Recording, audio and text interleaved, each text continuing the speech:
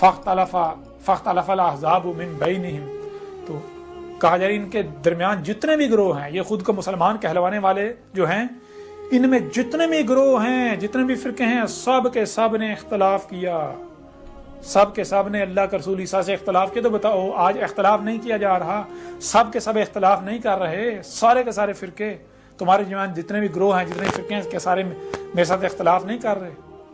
کیا سارے کے سارے میرے اوپر فتوے نہیں لگا رہے، گالیاں نہیں دے رہے، میرے خلاف محاذ نہیں کھولے ہوئے؟ حق آپ کے سامنے ہے، قرآن یاد دلا رہا ہے۔ یہ سارا آج جو ہو رہا ہے قرآن یاد دلا رہا ہے، پہلی تاریخ اتار دی گئی تھی۔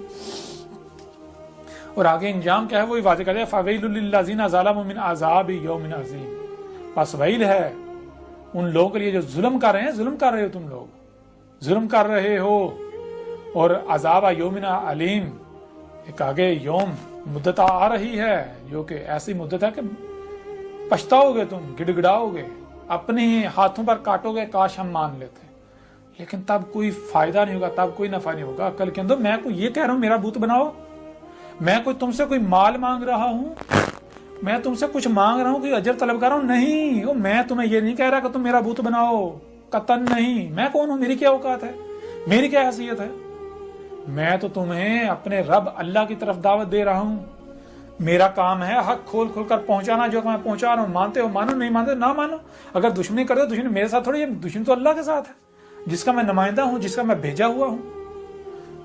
بہرحال آگے دیکھیں یہ کس کی تاریخ ہے، آگے دیکھیں، هل ينظرون الا الساعة